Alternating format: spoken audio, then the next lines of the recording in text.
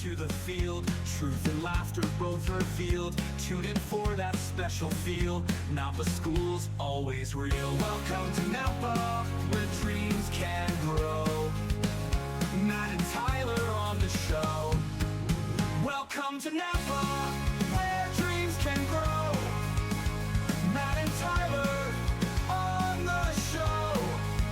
Welcome to Nampa, hear the beat.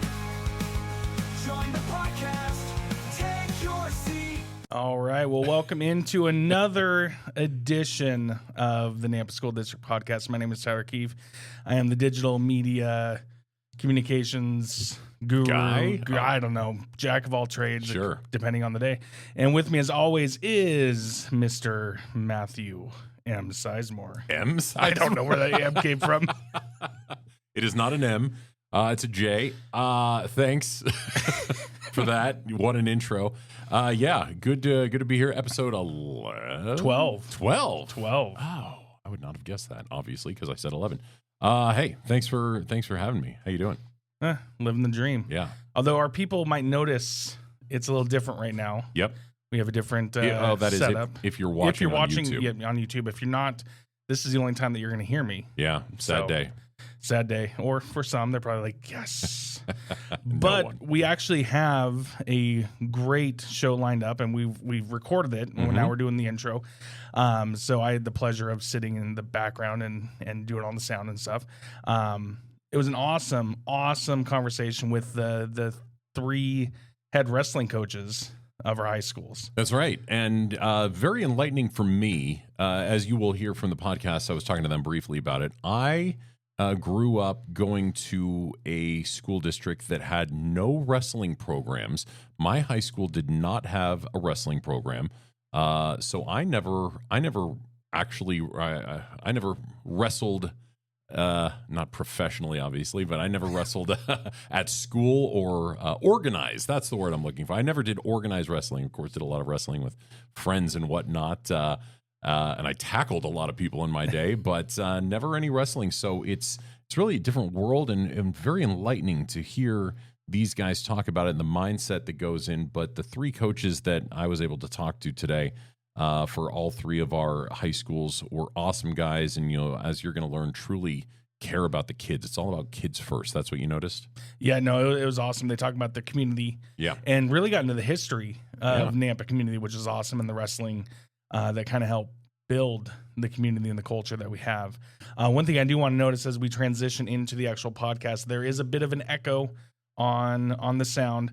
That's totally just a product of us switching it up to get the amount of people in here. So disregard that, but the content is fantastic. Sure is. No bias. It is absolutely fantastic. That echo, it's just extra sound for your money. So you're welcome. Because they pay to subscribe. Yeah, exactly. Although that is a good plug before we go to make sure to like, subscribe wherever you're listening. If it's on Apple Podcasts, Spotify, YouTube, and Facebook. Well, you can't really subscribe to it on Facebook, but I'm sure, it is what it is. Yeah, and it's good stuff. So hopefully you all enjoy the interview with three head coaches that I'm about to introduce and enjoy the podcast. All right, joining me today, I've got three guests, which might be a record. It's almost a record. We're close to it. Joining me today, Dusty Vaughn, head wrestling coach for Skyview, Roy Perales, head coach wrestling, of course, with Nampa, and Josh Newberg, the coach over at Columbia High School. Gentlemen, thanks for being here this morning. Thanks for having us. Of course. So we're going to try to figure out the order of this. So you guys, like I mentioned before, I'm going to ask you a question. Feel free to wrestle for who starts or however we want to do this. We have a camera right there, so we'll just kidding. So let's start with this. I want to know, why don't we just start with you, Roy? How long have you been the head coach over at Nampa, and how long have you been coaching now? Or tell me a little bit about your background. I wrestled at Nampa in the 90s. Oh, wow. So as a freshman, we were the last state championship team at Nampa. So I wrestled through high school at Nampa. Then I went to a junior college to wrestle for 2.5 seasons. Came back, went back to school, came back. So I've been at Nampa since 1991 in some way at Nampa High School. I spent 3 years coaching at Boise High School, and then I came back. I think I was back the 05-06 season, and I've been here since. Jeez. And then Wally Lester retired in 2014, and that's when and my son went to wrestle in college, so I stepped away for those five and a half years. But I continued to run Bulldog Wrestling Club since 2009 until 2019-20 season is when I got the head job, and I've been there since. So this is going into my 6th year. 6th year, gotcha. And really quick, what's Bulldog Wrestling Club? It's our youth program, so it's our 5-year-olds, and it goes all the way through our high school kids. Gotcha. Okay, great. All right, Josh, how about you? Yeah, this is my first season as a head coach. Wasn't really my plan, my life goal, but I think it's what God called me into. And so I wrestled at Boise State 2013 through 2017, and that's the year that they dropped the program. I'm originally from Washington State, and then after that, I mean, obviously I wasn't going to just leave wrestling, so started coaching a youth club, and then actually backtrack, I coached at Nampa for 1 year, 2014 and 2015 during college because I got in a little bit of trouble. We won't get into that, but then back in the team. But anyways, yeah, I coached at Nampa, and then I coached high school at Centennial as an assistant coach for 3 years, and then just been coaching a youth club the last 3 or 4 years, and then just felt like I had more to give. And this door opened up at Columbia, and so I'm super excited to try it out. Gotcha. So you were wrestling at Boise State from Washington State originally, and you just came here, fall in love with the area, and just Yeah. I mean, it's amazing here. Don't tell other people that, but yeah. They're figuring it out. Yeah, and then I mean, I just I found a job, found a job, fell in line, found a wife, and her family's here. So Nice, cool story. All right, how about you, Dusty? Oh man, let's see here. I wrestled at Adams State University in Colorado. Coached for Alamosa High School in Colorado for a little bit, and kind of became the head wrestling coach at a high school and a junior college for a little bit, and then took some time off. Kind of during the recession, things were a little bit difficult to say the least, and ultimately in 2019 we came in whenever COVID took place, and so we came in and had a lot of challenges, to work through, not only with COVID but program wise, and so kind of going into my 6th year over here at Skyview, but I really feel like we're kind of on year 4, given the first 2 years were just really, really difficult to work through. And so been there for a little while, and then we also run the Hawk Wrestling Club, which is currently right now, we're the largest wrestling club in the state of Idaho. Nice. And last year we were 5th largest club in the United States at one point in time. That's fantastic. Yeah, and so we've been putting a lot of work and effort into building our feeder programs that ultimately help to feed our high school. And so a lot of effort and resources have been put forth towards that. Gotcha. So that's kind of the quick and easy. Cool stuff there. All right, so 6 years, first year. Let's go backwards now. Dusty, let me start with you on this. Tell me about 6 years in as a head coach now. Tell me a little bit about your coaching philosophy and how you train up your athletes. That's a good question. We have a saying that we try to work by, and that we call it our championship lifestyle. And it's nothing that I created, but it's something I've just kind of taken from some of the other coaches. And really, one of the things that we work towards is doing the best at whatever you do. Right? It's like you're going to be in math class one day, right? You may as well be good at it. Why would you purposely do something bad on purpose? And so it's like this mindset of us wanting to do good in life at what we do, because we're going to do a lot of different things in our lives, and I just don't see the purpose of being bad at it on purpose, right? And so I think whenever we adopt those ways of thinking, I think that translates to athletics. Right, Sure. Because those are all character-based values, right? And whenever we have good, honest intentions and efforts put forth, then the wins and losses are going to be what they're going to be. So that's something we don't have to worry about. We just need to worry about doing the right things leading up to competition. Yeah. And so that kind of That's what we try to do, at least. And you know, it's a hard thing. It's a hard thing to do. It's a hard thing to convince, you know, in our case, you know, a couple hundred people that this is the way we want to think in life and approach things. Yeah.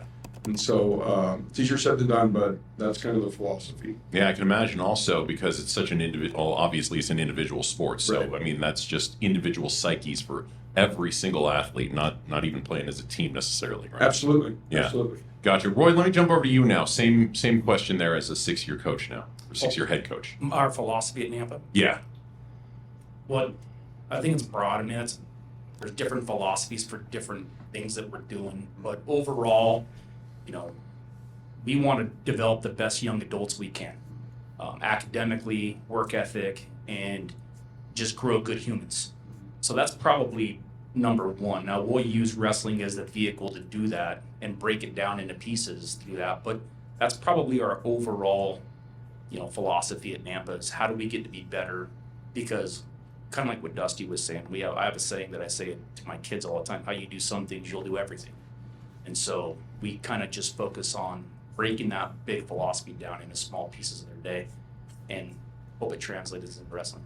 Yeah, gotcha. All right, Josh, 1st-year coach. You're obviously, I can only imagine and would assume, kind of working on developing your own coaching style. So what have you found in yourself so far? Yeah, 100%. It kind of went back to my why, you know, why I wanted to be a head coach, or why I thought it was the right move. And kind of like Roy said, I'll get into kind of what Roy said. I'll tie it in. But anyways, as a coach, you know, if we get 20 new athletes every year, say 20, that might be a high number, maybe 10 new athletes every year, and we coach for 10 years, that's 100 lives that we're touching. Okay. And, you know, we have the opportunity to impact those lives, to be good husbands and wives, even because we have girls wrestling, and fathers and parents, and then they could go on to coach or teach. And so directly, you know, 100 lives, indirectly thousands of lives. And so I just think that that's super important. We just need to build leaders in our community. My personal motto in my life, I work for a company called Fellowship of Christian Athletes. So my personal motto is to build leaders in Christ through the sport of wrestling. And obviously it's a public school. So building leaders is really what I'm focused on.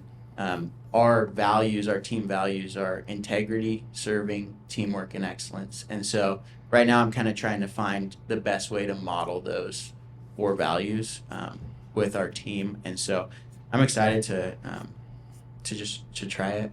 Yeah. Yeah. Geez, wrestlers at our 3 high schools are in some good hands, it sounds like, right now. That is awesome, guys. Let me jump into this. And Josh, I'm going to start with you on this one. Obviously, we can't really talk about the past and how your team has done, but what do you know historically about Columbia wrestling, and what are your expectations going into this year? Yeah, I mean, these guys probably know a lot more than I do.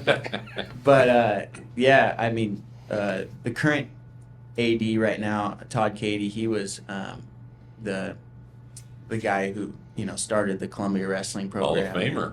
And I think they were like 5-time state champions. I see it on the wall. I'm like, man. And then last year, you know, it was really bad. So, you know, I know it was really, really good and strong, and there's really some great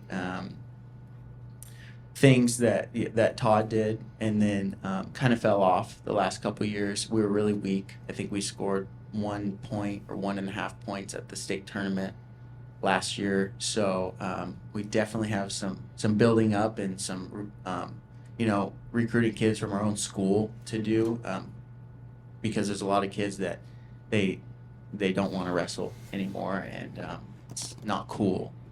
So got to rebuild that culture and the program, and it'll happen with time, as long as us as a coaching staff continue to do the right things and share the right values. But right now we're doing our preseason practices, and we have anywhere from 25 to 30 kids. Some days we have 10 kids. So, you know, I've been trying to preach consistency.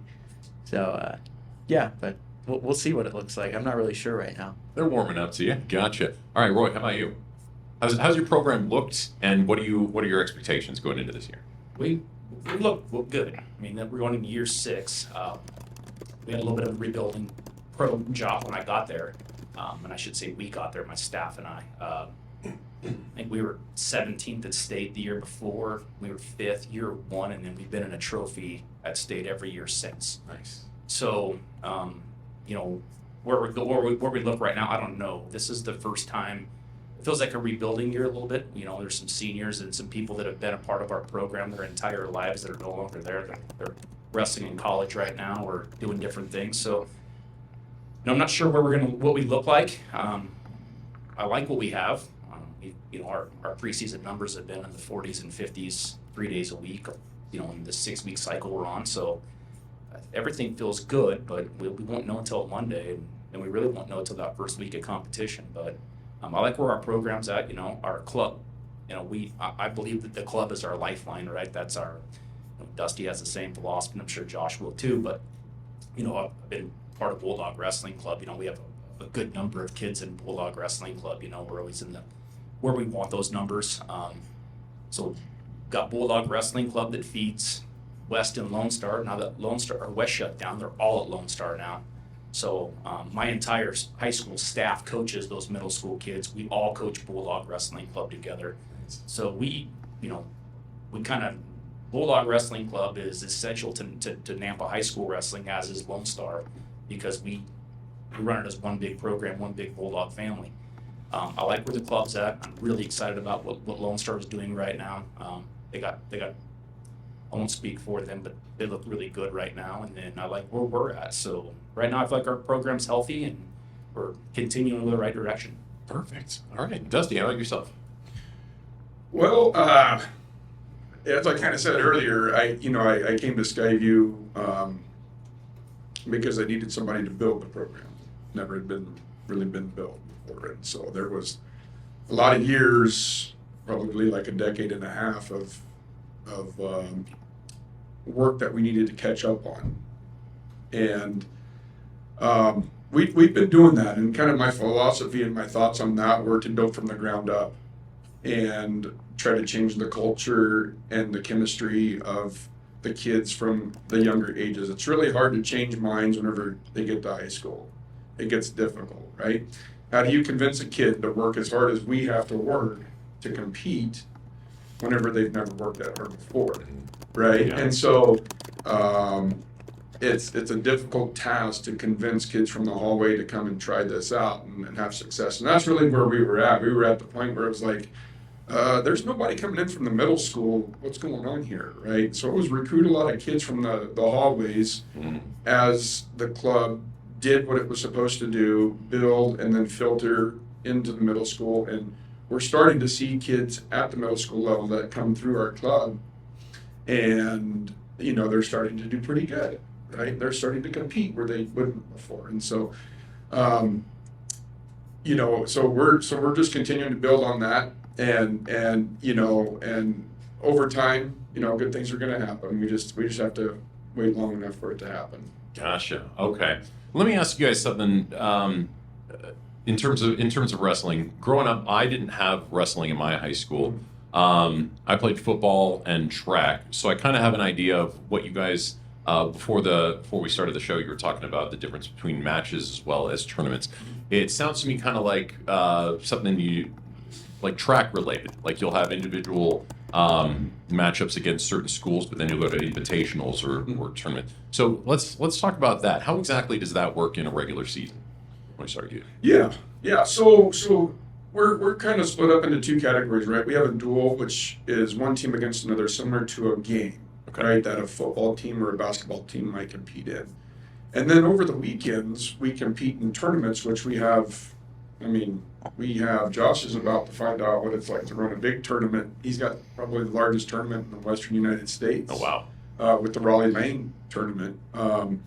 But we have these tournaments that can be anywhere from 10 to a couple hundred teams, right? Sure. Jeez. And so we go to these tournaments, and then the kids get to compete individually multiple times throughout the day. And whereas like a dual match, they get one match if they have somebody in their weight class. Oh, Right. gotcha. So yeah. they might not even compete on any given day. Sometimes. Huh.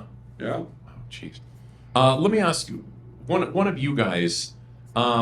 I think about the recruiting process. Obviously, you want like a farm system, like you were talking about. You want people to be coming up from junior high and whatnot. But when you need to recruit, if you don't have a lot of people, or regardless, if you have people coming up and you just see kids like you were saying in the hallways, what kind of kids are you typically finding? Are you finding like football players? That's my first thought.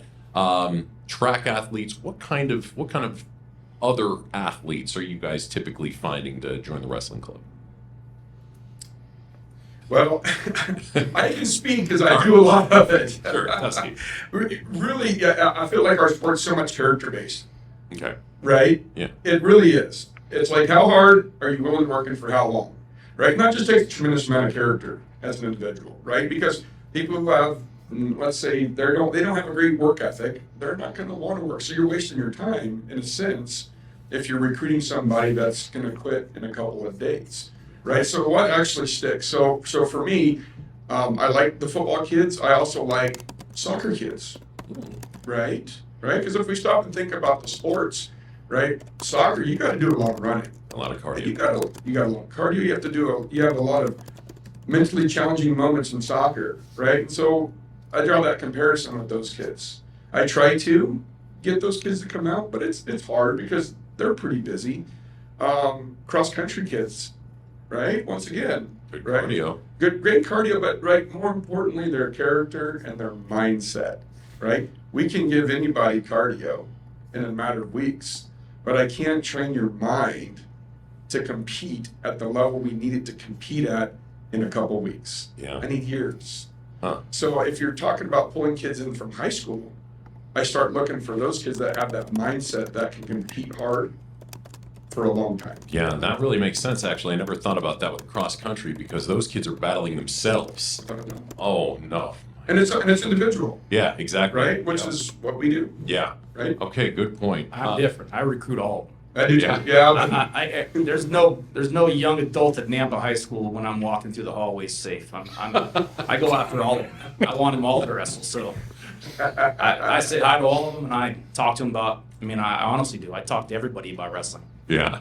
So I think the thing about that is sometimes like the kid doesn't really know if they're gonna want to wrestle or gonna be good at wrestling, and then they get into the room and some of them definitely not, and some of them are like, oh yeah, like they're natural, they're naturally gifted, and they just hadn't found a sport or been plugged in or been recruited in the hallway before, and say, hey, invited. I think that's a huge thing, inviting people. Yeah. Don't knock it till you try. Gotcha. I love the tough guys at school too because I always ask them like to fight. Of course they say yeah, it's a fight with rules. That's true. Come in our room and get in a fight. Show me you're tough, and I mean they like it. Not that it always works, but I know it makes their head turn and look like really. Yeah. Get that discipline in them too.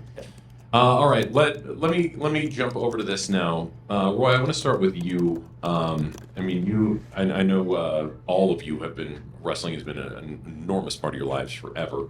Roy, why would you say that wrestling is so important to the community and to young lives growing up? Well, number one, I don't think people that move here understand that Nampa's a wrestling town first and foremost. I can't think of another city or another sport in Nampa that all three high schools have won a state championship. Right? You look at Dusty's club, you look at our club, you look at Idaho Gold's club, Josh's club. There's a lot of kids that wrestle, probably maybe not the football numbers, but pretty dang close. This is a wrestling town. You come to a Nampa High School duel, and it's a good duel. It'll rival any basketball game, boys or girls, through the entire season. So make no mistake about it. I feel, not to sound arrogant about our sport, but I think Nampa's a wrestling town first. I don't remember the last time that one of the three high schools in this town wasn't relevant across the state. There's been years where all three of them were relevant, and there's been years where maybe not the case, but there's always one. And people across the state know that in this town, they're gonna have to go through somebody. So it's a little different now with the classification thing, but that doesn't change the fact that somebody in Nampa is going to be good. Somebody in Nampa is going to want to get in a fight. And so I think that goes back to the Raleigh Lane era in the 80s, right? This late 70s, early 80s. And then the staffs that have taken over, then of course the growth of Nampa, those guys at Skyview, when they were there, they did a good job. Todd won a state championship there. They built Columbia. He went over there and built a program there. So, I think wrestling in this town is important. When I got hired, my phone blew up. Like,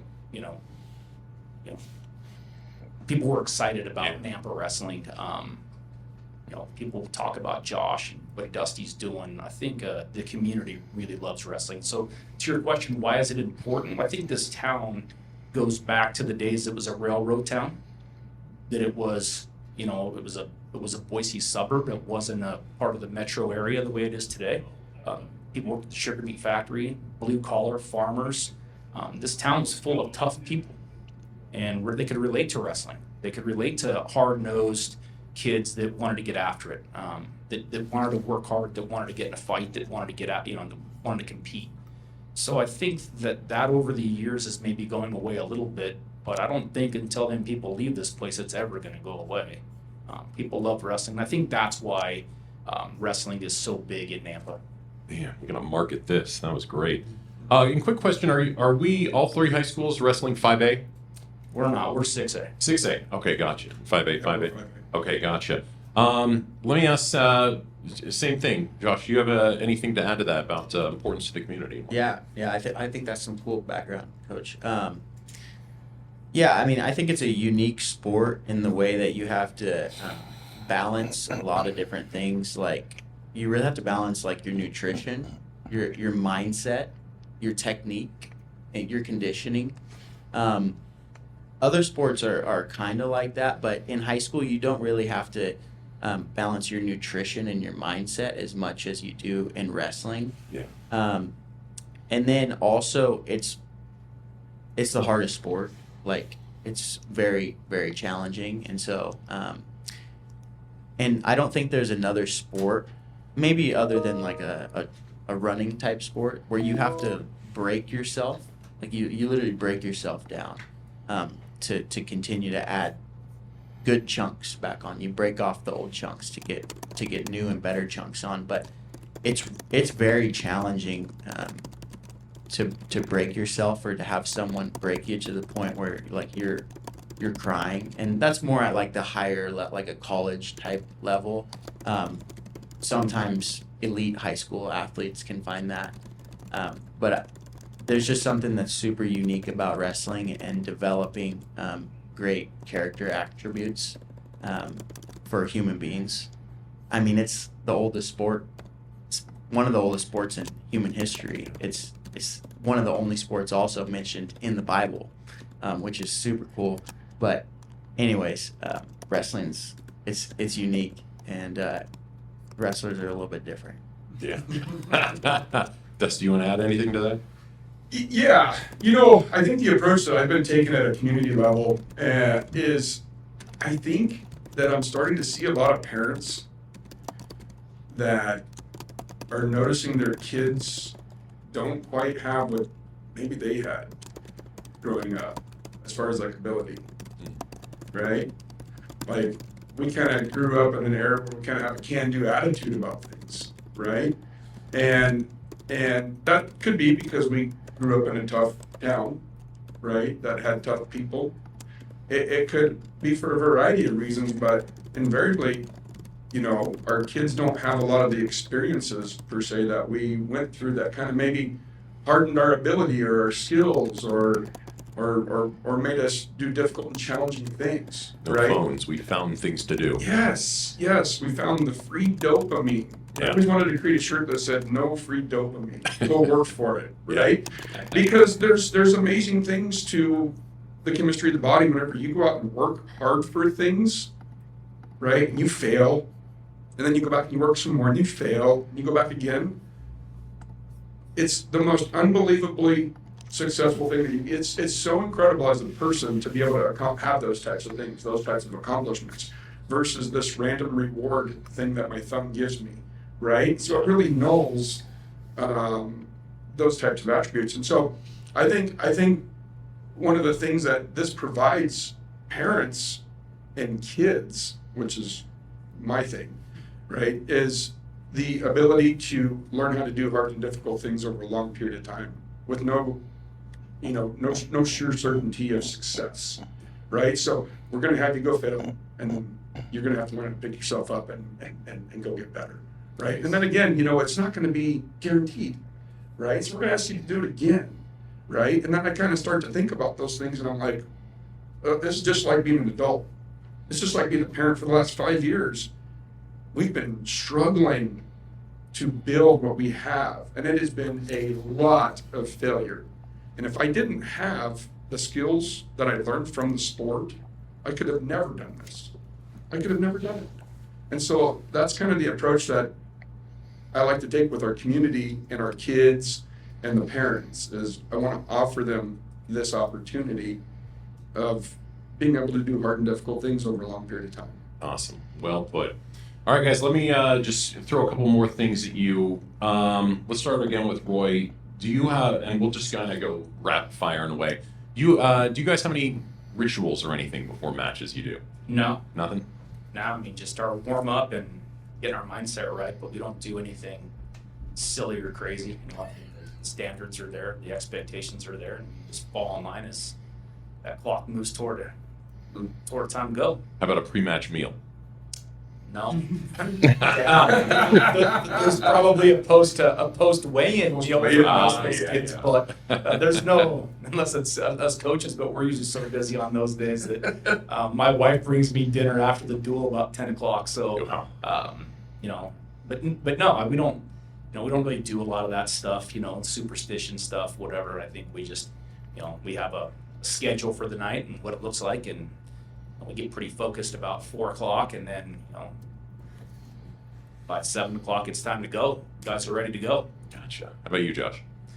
Yeah, I haven't had the opportunity to do a match yet, but at our club, students or athletes, sometimes they like to pray, and so sometimes we do that. Just pep talk. We'll see. We'll see what it turns into. Yeah. Exciting. Dusty. Dodgeball. Dodgeball? You bet. Okay. Yeah. Good warm up. Light it up. Yeah. I think we've talked a lot about doing hard things, and if that's always our mindset, it kind of wears on you. You gotta have some fun. Yeah. Right. You have to have some fun. So we like to play. Dodgeball, or just kind of various games. Keep things light. That's fun. Yeah. Okay. And last rapid fire question I have for you guys, and you guys have already expressed how much you truly, where your hearts are, where your heads are for wrestling, but what do you love the most about coaching wrestling? Let me start with you, Dustin. Mentorship. Yeah. Love it. I love being able to work with kids over long periods of time and just be there as a mentor for them, right? Sometimes we listen to coaches differently than we do our parents, right? Coaches can have different influences over us in positive ways that you never dreamed, right? And so just the sheer mentorship, I absolutely love. Awesome. Josh. Yeah, a couple things. I just remember this one time that I taught a kid something, a move. He was a young kid. He was like probably 6. I taught him a move, and he hit it.